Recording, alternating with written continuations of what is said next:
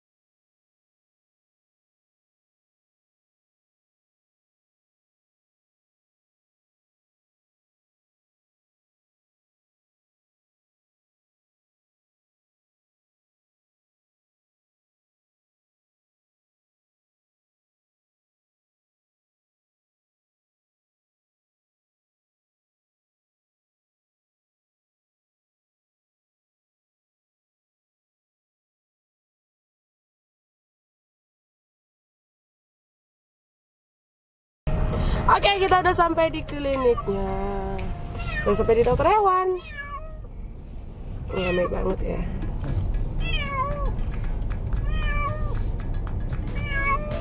Oke guys, jadi sekarang aku udah sampai nih di kliniknya, dokter hewannya.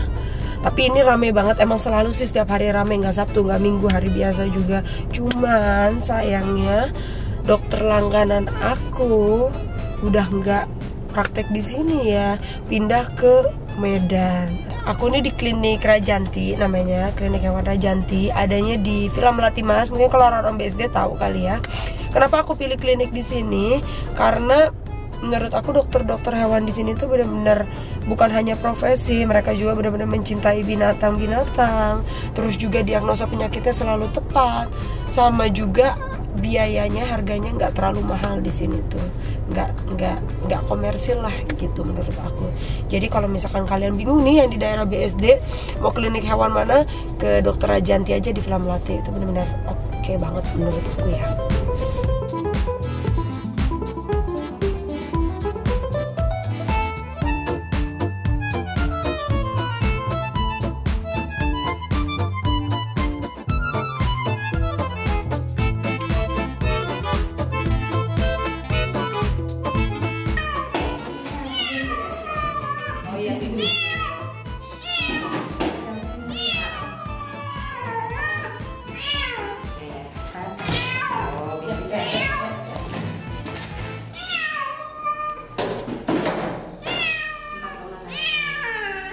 Udah steril ya Mbak? Udah steril. Ini. Lap-lap. Oh ya sakit. Ya. Itu ada luka di situ, ada luka di situ. Nggak tahu luka berantem atau kesenggol atau sama orang, nggak tahu deh yang mana. Atau jatuh gitu. Soalnya dia suka manjat. Karena kan biasanya kalau kucing manja maksudnya kasus dia apa? Sebenarnya nggak terlalu. Sering sih kucing-kucing aku. Coba saya suruh jalan sini. Kita masih bisa apa enggak?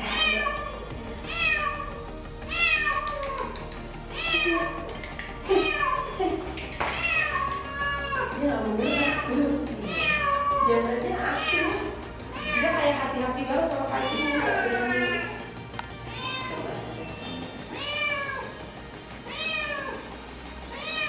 Kayak lemes banget ya. Dironsen aja ya. Iya, boleh foto.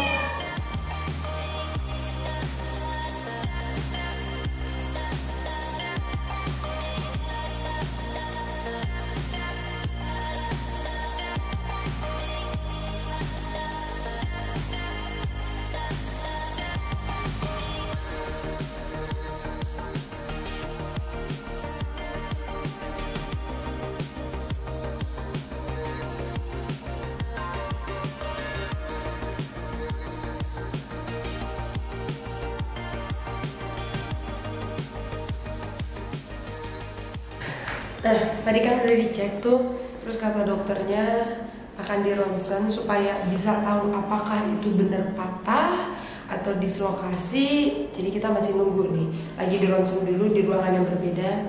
Kita lihat aja hasilnya ya. Semoga sih nggak patah, tapi kemungkinan menurut pengalaman aku kalau kaki kucing dia berdiri sampai nggak bisa napak, itu kemungkinan besar patah. Tapi kalau misalkan dia masih bisa kayak jinjit-jinjit tuh, itu biasanya dislokasi.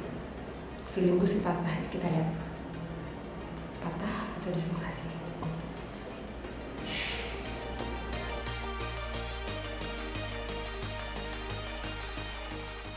Nggak digerakin?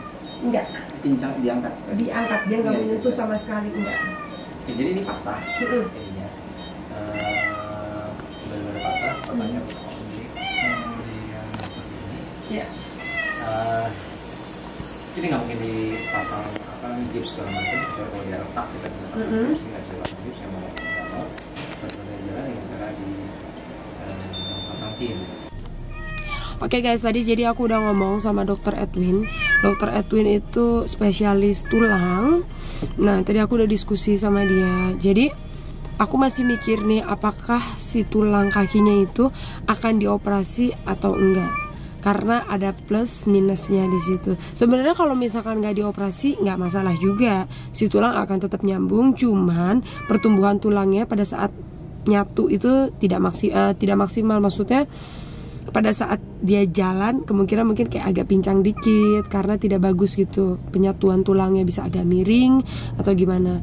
Nah, cuman kalau misalkan dioperasi itu harus pakai pen, dan yang susah itu adalah, sebenarnya bukan susah sih, aku agak sedikit tidak tega. Aku nggak tahu sih perasaan kucing itu pada saat ditanam pen di tulang dia tuh seperti apa, karena kalau misalkan manusia kan agak sedikit dingin gitu kerasanya, terus kayak ngilu. Nah, aku nggak mau nyiksa kucingnya, jadi aku bingung sebenarnya akan aku operasi atau enggak.